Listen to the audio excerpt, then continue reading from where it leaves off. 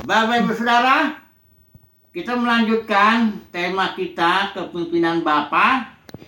Ini sudah yang ketujuh dan kita akan berbicara tentang Bapak Elimelek. Ya, ceritanya di kitab Rut.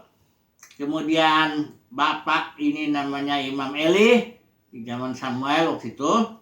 Dan kita akan bicara sedikit tentang Daud dan Saul. Ya, sedikit saja ya kita ambil di situ. Jadi kembali kita ulangi dulu bahwa Elohim adalah keluarga. Ya, jadi jelas dalam Efesus 1 ayat 3 sampai 14 dikatakan di sana bahwa Bapa merencanakan, memilih, menetapkan, ya, juga dia merancang penebusan sebelum dunia dijadikan. Sebenarnya anak domba sudah disembelih dan anak dengan taat menjalani kehendak Bapa bahkan sampai mati di kayu salib. Kemudian Roh Kudus yang bersifat feminin, dia juga memeteraikan, artinya memberikan panjar, yaitu dirinya sendiri, sampai nanti umat Tuhan seluruhnya akan memiliki Roh Kudus, ya, dipenuhi Roh Kudus. Jadi rencana Bapa juga kita sudah tahu akan menjadikan Kejadian 1 ayat 26, 28. Baiklah kita, di sana Bapa berbicara, baiklah kita menjadikan manusia serupa dan segambar dengan kita. Dan di sana tidak ada diskusi, tidak ada perdebatan. Jadi Elohim itu walaupun keluarga tapi satu suara, ya. Nah, baik, kita akan coba dulu masuk kepada cerita Elimelek sebagai seorang bapak. Ini ceritanya di kitab Rut, ada 5 pasal, tapi karena kita sudah sering juga disinggung ini, ya, kita tidak akan ulangi terlalu banyak. Ini Rut ini ceritanya pendeknya begini. Ada seorang namanya Elimelek, dia punya istri Naomi. Ini di Yehuda, ya, kerajaan zaman hakim-hakim ini, ya. Zaman hakim-hakim, ya. Jadi ini Elimelek, suaminya, istrinya Naomi, dia punya anak 2 laki-laki, Mahlon dan Kilion. Kemudian di zaman hakim-hakim itu kita tahu itu zaman di mana Israel banyak kali menyembah berhala dan Tuhan mendisiplinnya melalui bangsa-bangsa sekitarnya yang tinggalkan Joshua itu, dan seringkali terjadi bencana kelaparan. Jadi di zaman ini ada kelaparan. Dan Elimelek pergi dia ke daerah Moab, dikatakan di sini, ya. Mereka berangkat. Jadi Elimelek, Naomi dan kedua anak mereka laki-laki itu, ya. Mereka berangkat ke daerah Moab dan di sana menikahlah si Mahlon dan Kilion ini dengan Rut dan Orpa, ya. Dan jadi kemudian matilah Elimelek di daerah Moab, ya. Mereka tinggal di Moab itu 10 tahun. Kemudian mati juga Mahlon dan Kilion, ya. Jadi hanya tinggal Naomi dengan kedua menantunya, orang Moab, Rut dan Orpa. Kemudian setelah 10 tahun mereka Naomi mendengar bahwa Tuhan sudah memberikan, ya, makanan di tanah perjanjian itu, dan Naomi mengambil keputusan untuk kembali, ya. Dan ketika mau kembali itulah di sini ceritanya, Naomi bilang sama kedua menantunya, sudahlah, kalian pulanglah kepada bangsa kalian, pulanglah kepada, termasuk kepada Allah bangsa Moab. Aku ini sudah tua dan, ya, dia merasa sudah pahitlah hidupnya, ya. Nggak mungkin lagi aku punya anak untuk menikah nanti kalian. Dan kalian tahu juga kalau Israel itu bagi bangsa Israel itu, bangsa asing itu seperti anjing kurang lebih begitu, ya. Sehingga kalian akan sulit, ya, sebagai janda akan sulit kalian hidup di tanah Israel. Jadi pulanglah Orpa. Setelah barangkali dia nangis juga, dia pelukan, tapi dia pulang ke bangsanya, ke Moab. Tapi Rut ini dia berkeras dia mau tetap dengan Naomi ya. Kemudian ceritanya kita tahu bahwa setelah mereka pulang itu Naomi dengan Ruth kepada ke tanah Israel, akhirnya Ruth ditebus. Ada seorang penebus ya, di situ ada hukum penebusan di mana kalau seorang gagal, karena Elimelek ini sudah dianggap gagal ya. Memang dalam Israel itu kalau tidak punya anak, tidak punya keturunan ya sudah gagal lah itu, karena berkat bagi orang Israel itu adalah berkat yang jasmani ya. Anak cucu salah satu berkatnya ya. Jadi Elimelek sudah gagal sebagai seorang bapak ya. Dia sudah katakan tidak punya keturunan lah ya. Mahlon dan Kilion sudah mati ya. Kemudian ada seorang penebus kerabatnya daripada Elimelek namanya Boas ya. Boas membeli semua, dan karena Naomi sudah tua maka Boas menghampiri Ruth. Dari situ lahirlah yang namanya Obed. Obed punya anak Isai, Isai punya anak Raja Daud. Jadi luar biasa ini Ruth ini menjadi katakanlah penolong lah ya bagi keluarga Elimelek. Nah, mari kita melihat dulu apa kesalahan Elimelek sehingga dia mengalami disiplin Tuhan sehingga hancur hidupnya. Untunglah ada Ruth ya yang bisa katakanlah menolong keluarga itu. Nah, kita melihat bahwa di dalam Mazmur 37 ini Mazmur itu Daud dikatakan diamlah di negeri dan berlakulah setia. Daud menulis ini karena dia juga punya pengalaman dulu waktu dikejar-kejar Saul. Dia pernah mengambil langkah melarikan diri ya. Dia datang ke daerah Filistin. Dia merasa dipikir supaya aku aman di sana, nggak dikejar-kejar Saul lagi ya. Kita tahu ceritanya setelah lihat akibat dia lari kepada Raja Filistin, terjadilah krisis Ziklag di mana seluruh itu diserang oleh Amalek, seluruh harta benda Daud ya dengan pengikutnya itu termasuk istri anak-anaknya semua diangkut. Krisis ini sangat hampir karena pengikut Daud hampir mau melempari Daud ya. Jadi dari situ Daud pengalaman bahwa tetaplah orang harus setia di tempat di mana Tuhan tempatkan. Orang Israel tempatnya ya tanah perjanjian itu. Kalaupun terjadi kelaparan, kalaupun dikejar-kejar musuh kayak Daud, dikejar-kejar Saul, dia harus bertahan di situ. Ya, diamlah di negeri, ya, berlakulah setia. Karena di negeri itulah Tuhan memerintah, mengatur walaupun dalam keadaan kesulitan. Elimelek melakukan kesalahan yang mirip lah dengan Daud itu ya. Dia tidak tahan dengan kondisi kelaparan yang Tuhan izinkan sebagai disiplin. Ya, karena pada zaman hakim-hakim orang Israel sering dia menyembah berhala. Nah di sini Elimelek sebagai seorang bapak, dia mengambil keputusan mengutamakan roti, katakanlah begitu ya, daripada firman. Firman Tuhan jelas, diamlah di negeri, diamlah tanah perjanjian, jangan kamu pergi, ya, sekalipun sulit. Tapi Elimelek enggak, dia mengabaikan firman, dia utamakan roti.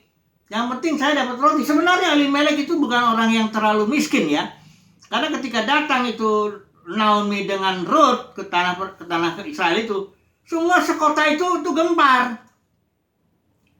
Gempar kenapa? Karena Elimelek ini seorang yang cukup dikenal lah ya, cukup berada lah dia. Tapi dia karena kesulitan begitu dia langsung pergi ke Moab ya untuk mencari roti. Firman Tuhan mengatakan cari dahulu kerajaan sorga, nanti yang lain ditambahkan ya. Memang hidup manusia tidak bisa hidup dengan firman saja. Manusia hidup dari firman dan dari roti, tapi harus utamakan firman. Nah Elimelek gagal. Dia membawa, dia memimpin keluarganya. Inilah kepemimpinan bapak ini ya. Yang gagal ya. Dia mengutamakan roti dan mengabaikan, menomorduakan kali ya firman. Dan akibatnya hancur. Elimelek juga mati. Mahlon dan Kilion pun melakukan kesalahan. Dia kawin dengan perempuan Moab ya. Jadi kesalahan yang pertama Elimelek disambung oleh kesalahan anak-anaknya. Ya begitu memang ya. Matilah lagi Mahlon dan Kilion. Untunglah si Ruth ini. Kalau Ruth kebalikan dari Elimelek. Ruth ini justru mengutamakan firman dia. Karena bukan roti ya. Jadi si Ruth ini waktu dia ikut Naomi bahaya sekali dia kehidupan jasmani dia ya. Kehidupan rotinya, dia akan susah cari kerja, sangat sulit, dia akan kemungkinan orang mau menikah dengan dia karena dia sudah janda, juga bangsa asing, ya levelnya sangat di bawah itu ya. Tapi Ruth mengatakan, aku mau, ya, dia berlindung kepada Elohim Israel itu, ya. Itulah sebabnya Ruth itu mendapat upah ya. Dari Ruth ini, Boas ya, lahirlah si Obed. Dari Obed lahir Isai, Isai menjadi Raja Daud. Jadi Ruth ini moyangnya Daud, ya, Raja Daud. Luar biasa. Inilah kesalahan kepemimpinan Bapa yang pertama kita akan pelajari, bahwa seorang Bapa haruslah membawa keluarganya dekat dengan Tuhan, menomorsatukan Tuhan, menomorsatukan firman, ya. Ini komitmen seorang Bapa seharusnya begini ya, jangan kalau kita coba lihat kesaksian ya, ada satu kesaksian ini namanya Raditya Oloan Panggabean. Ini sudah almarhum karena dia baru meninggal ya, dan cukup ramai itu di medsos itu. Jadi dia waktu itu menikah pada usia barangkali 22 tahun. Istrinya calonnya itu si Joanna Alexandra, ini artis ini ya.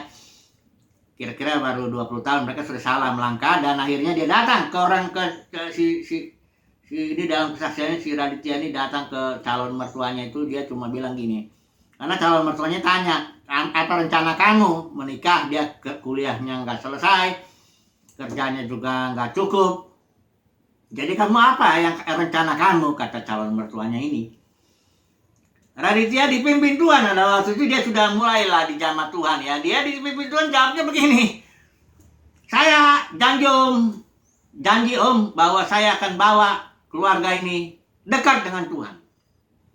Karena memang dia pikir kalau saya mau ngomong apa ya, saya mau ngomong soal roti, dia nggak mungkin ya. Dia nggak punya apa-apa. Tapi Tuhan pimpin dia untuk bicara, om, saya mau bawa keluarga ini dekat dengan Tuhan. Dan dia pegang komitmennya, walaupun menurut kesaksiannya dia jatuh bangun juga. Dan kita tahulah ya, keluarga itu masih tetap terus ketika Raditya meninggal itu, mereka menjadi keluarga yang melayani Tuhan lah. Jadi kepemimpinan seorang Bapa, nomor satu dia harus punya komitmen. Aku akan menomorsatukan Tuhan dalam keluarga. Kayak Joshua juga, aku dan si rumahku akan beribadah kepada Tuhan. Ini komitmen ini mesti ada ya, karena kepemimpinan Bapa ini kalau sampai komitmen itu nggak dipegang atau dia mengutamakan roti, saudara akan melihat, ingat ini keluarga Elimelek hancur habis ya.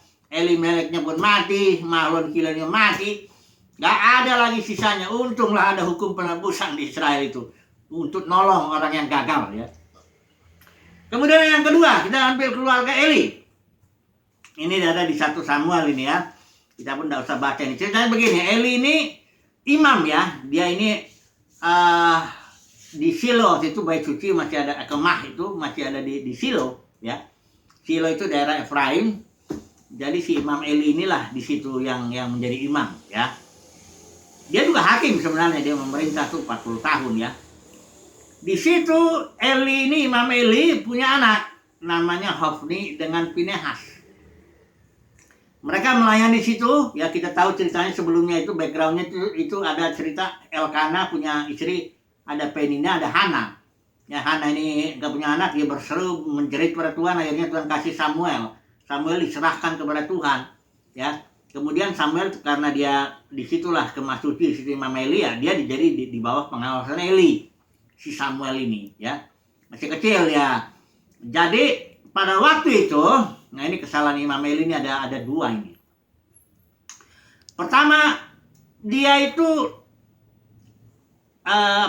tidak menghormati Tuhan, dia tidak menegur anaknya ketika itu anaknya berbuat dosa. Anaknya itu melanggar hak batas-batas imam, dan memandang loba juga dengan persembahan itu. Kemudian kedua anaknya ini, Hofni dan Pinehas, juga dia tidur dengan perempuan-perempuan yang melayani di kemah itu ya. Nah, Imam Eli sebagai bapak ketika dia mendengar ini dari orang Israel, cuma kan dengan kasih tahu, dia tidak menegur dengan keras, ditegur juga ya. ditegur juga, tapi dia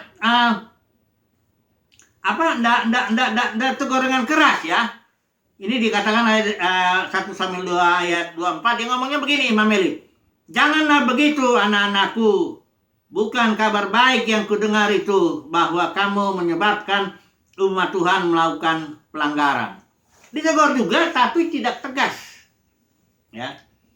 Dia mengutamakan anaknya daripada Tuhan. Ya. Di sini kepentingan Tuhan ini sangat, karena kemudian datang Nabi menegur Imam Eli juga, karena anak-anaknya bikin begitu juga, karena Imam Eli ini sebagai bapak nggak beres mendidik anaknya. Inilah dosa Eli juga, sekarang ya dosa Eli ya, mirip-mirip dengan anaknya, sama aja ya, karena begitu bapak ya begitu juga anak ya. Di sini dibilang begini ya, dosanya si ini ada seorang nabi ya datang kepada Eli ya. Kita gor begini pasal 2 ini ayat 29. Dia ngomong sama Eli, mengapa engkau memandang dengan loba kepada korban sembelihanku dan korban sajianku yang telah kuperintahkan? Dan mengapa engkau menghormati, ini satu lihat dosa Eli ya, memandang loba, artinya jadi serakah dia dengan korban-korban, karena korban Israel itu tiap membagi itu ada sebagian untuk hakiman ya.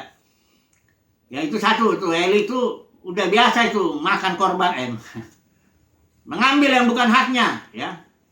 Kemudian dia yang kedua dosanya dia menghormati anak-anaknya lebih daripadaku. Dia bahkan disambung lagi, sambil kamu menggemukkan dirimu dengan bagian yang terbaik dari setiap korban sajian umatku Israel ya. Jadi dan di sini akibatnya ya, sesungguhnya aku telah berjanji keluargamu dan kaum akan hidup di hadapan, sebenarnya Tuhan berjanji nih sama Imam Eli dan keluarganya akan hidup di hadapan Tuhan terus selamanya. Tetapi sekarang, demikianlah firman Tuhan, jauhlah hal itu daripadaku. Sebab siapa yang menghormati aku, akan kuhormati, kata Tuhan. Tetapi siapa yang menghina aku, akan dipandang rendah. Nah kita tahu ceritanya itu, waktu itu Israel sedang berperang dengan Filistin, dan dia akan kalah Israel, dia bawa tabut itu, Hofni dan Pinehas itu bawa, karena dia anak imam kan. Bawa di sana, akhirnya itu hak mati dan tabut dirampas. Nggak kembali lagi ke situ, nggak kembali ke Silo, dan akhirnya dibawa Daud kembali ke Yerusalem. Bahkan pindah dari suku Efraim menjadi suku Yehuda. Ini ngeri. Kesalahan Imam Eli ini dikatakan ayat yang ke-12 ini. Adapun anak-anak lelaki Eli adalah orang-orang dursila, mereka tidak mengindahkan Tuhan ataupun batas hak para imam. Ini dosa Eli dan dosa anak-anaknya udah sama lah itu. Sama. Tidak menghormati di sini batas hak para imam. Imam itu yang melayani memang ada haknya. Tapi ada batasnya juga, ya. Saya langsung aplikasikan dulu lah ya kepada kita ini. Karena ini katakanlah Imam Eli ini mirip bapak-bapak yang menjadi pelayan Tuhan lah ya, begitu ya. Ada batasnya, kita punya hak. Ada batasnya. Saya berulang-ulang mengatakan, bapak pelayan Tuhan yang melayani Tuhan haruslah sebagai hamba. Dalam arti tinggal bertaati Roh Kudus sajalah. Jangan jadi manajer, itu batasnya sudah dilanggar itu. Saudara tahu kalau manajer dia sudah menjadi pemimpin. Kata Tuhan, jangan diantara kamu menjadi manajer atau pemimpin. Akulah manajermu, kata Tuhan Yesus. Kamu semuanya saudara. Ya.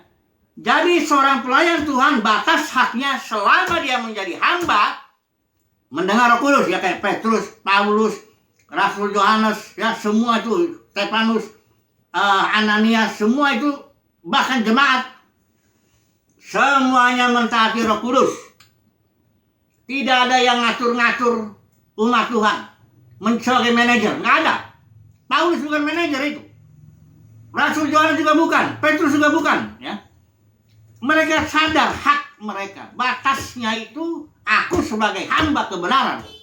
Itu batasnya. Begitu keluar aku menjadi tuan atas umat Tuhan, mengatur umat Tuhan sebagai manajer, itu melanggar batas hak pelayan Tuhan. Ya. Itu dosa Imam Eli. Ya. Biasanya disambung itu dosa itu. Setelah dia melanggar batas hak imam, dia bikin sebagai manajer ya, gembala sidang, apa semuanya, ngumpulin uang, perpuluhan lah, buat sulung lah masuk. Ini hati manusia licik loh. Dia bisa memandang dengan loba. Nah, itu udah banyak dalam dunia kekristenan jatuh orang karena uang. Banyak. Ada yang public figure, ada yang ya kecil-kecil, yang nggak diperhatikan orang. Kesalahan pertama biasanya disusul dengan kesalahan kedua. Pertama, melanggar batas hak pelayan Tuhan karena dia bukan jadi hamba malah jadi manajer. Kemudian dia akan memandang loba kepada persembahan dari umat Tuhan itu. Padahal karena dia ya itu dosa pertama, dosa kedua biasa itu. Dosa itu progresif. Sama seperti iman itu progresif kalau dia bertumbuh ya. Dosa juga begitu, bertumbuh juga dosa itu. Saya pernah nyontohin kan, kalau dulu saya waktu nyontek tuh SD masih takut gemetar-gemetar, makin SMP, SMA karena usia terbiasa jadi enggak. Bertumbuh dia. Dosa itu. Jadi Imam Eli dosanya itu pertama melanggar batas hak imam. Yang kedua memandang loba terhadap persembahan umat Israel. Nah sekarang pelayan Tuhan yang sekarang ini saya aplikan dalam dunia kekristenan ya.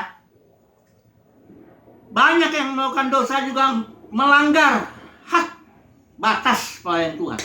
Yang tadinya hamba, jadi manajer dia.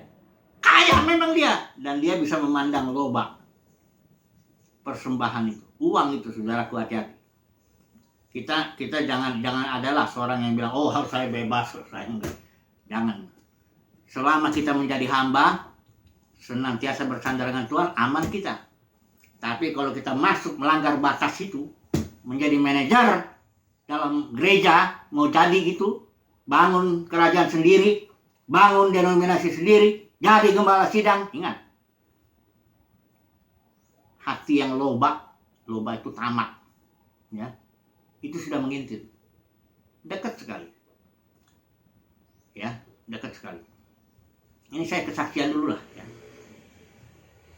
Saya dulu waktu mahasiswa, sama sekali kita melayani nggak ada mikir duit. Iya kan? Kita melayani habis. Kadang-kadang kuliah pun kita korbankan. Ya demi melayani.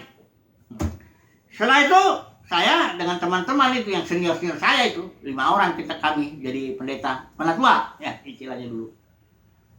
Ya. Mulai dari 8 orang. Ya. Tidak ada mikir duit.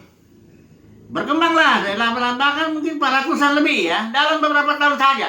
Sudah mulai ada. Mobil gereja sudah ada. Mobil denominasi. Ruko juga sudah mulai ada. Apa semua persembahan sana sini. Tempel sana sini. Salam tempel apa. Hati saya mulai lagi berbeda. Ini jujur ini. Padahal saya bukan orangnya yang cinta uang. Enggak. Dari masih orang pun tahu tuh, teman-teman saya pun yang kenal saya tahu gitu. Tapi ketika sudah karena melanggar batas, saya melanggar batas iman. Aturannya jadi hamba aja melayani, saya jadi penatua sebagai manajer. Salah satu manajer lagi tuh. Mulai hati-hati dengan uang, loba, hati yang loba. Saya nggak tahu apa ada mampu nggak orang yang bertahan itu 1 tahun, 2 tahun, 10 tahun. Banyak orang yang jatuh dalam uang itu setelah dia tua, makin tua pelayanannya makin besar. Waktu kecil ya enggak. Kayak kami dulu waktu kami 8 orang mulai, apa yang mau direbutin? Enggak duit. Kami sudah mulai besar, mulai nanya berapa ini mobil gereja, siapa yang boleh pakai? Ya. Terus khotbah ini siapa yang di sini? Udah mulai macam. Uang dan jabatan mulai main di sini. Ini karena kami melanggar batas hak imam. Sebagai pelayan Tuhan itu kami langgar itu. Saya pengalaman, untung dilepaskan Tuhan dari sistem itu. Sekarang saya melayani, udah 20 tahun ini saya melayani, tidak ada menyinggung soal itu. Saya melayani sebagai hamba, berikan firman Tuhan, berikan yang ada. Kami pun nggak banyak punya roti, ya 5 roti 2 ikan. Tapi kadang-kadang kalau ada berkat ya bisa bagi kepada umat Tuhan. Ingat saudaraku, dosa Eli, Imam Eli, dan akibatnya fatal sekali. Habis seluruh keluarga, seluruh kaumnya. Dipindahkan itu bait suci itu, kemah itu, kepada suku Yehuda. Ngeri, saudara. Melanggar batas hak pelayan Tuhan. Ingat ya, pelayan Tuhan itu haknya, batasnya sebagai hamba. Kalau dia sebagai hamba mendengarkan suara Roh Kudus, beritakan firman sesuai pimpinan Roh Kudus, nggak ada takutnya. Ya, kayak murid-murid ya di Kisah Para Rasul nggak ada takutnya tuh, beritakan firman aja. Ya Paulus bilang beritakan firman, baik atau tidak pada waktunya, sampaikan aja. Mau orang dengar kayak mau enggak, kayak nggak peduli, nggak masalah. Ya, haknya ini, dan Tuhan pelihara ini kita sebagai hamba Tuhan. Ya, Tuhan pelihara kita. Entah kadang dari burung gagak, entah dari janggut sarpat, entah dari mana-mana Tuhan pelihara. Tapi kita akan melanggar, dosa sudah mengintip. Oke, sebelum Daud ini kita kesimpulan aja dulu ya. Daud dan Saul nanti aja besok bahas. Kesimpulannya, kepimpinan Bapa untuk dari Immanuel ini harus kita mengutamakan firman Tuhan. Kepimpinan Bapa dalam kasus Immanuel ini jangan melanggar batas hak pelayan Tuhan sebagai hamba, tetaplah sebagai hamba. Ya, jangan jadi manajer ya. Jangan jadi manajer. Gereja tuh hancur gara-gara para manajer ini. Itu Kisah Para Rasul 20 itu bilang begitu. Jadi, kesimpulannya, semoga kita sebagai bapak tetaplah menomorsatukan Tuhan, firman nomor 1. Kita pimpin keluarga kita, ya, sisi rumah kita. Kedua, jangan melanggar hak batas. Tetaplah jadi hamba, jangan jadi manajer. Ya, nggak ada ini gembala sidang pun nggak ada di itu di Alkitab ini. Kita cari lagi Kisah Para Rasul. Siapa gembala sidang itu di gereja di Yerusalem, gereja di Antioquia, gereja di Korintus, gereja nggak ada. Ya, yang ada para penatua satu tim dia memimpin bersama diaken yang memimpin sebagai hamba. Uang pun banyak dipakai untuk orang kudus kok. Ya, jangan kacau lah. Tapi siapa yang mau melanggar silakan. Tuhan punya cara. Tapi saya mau belajar tetap dalam batas sebagai hamba. Puji Tuhan. Haleluya.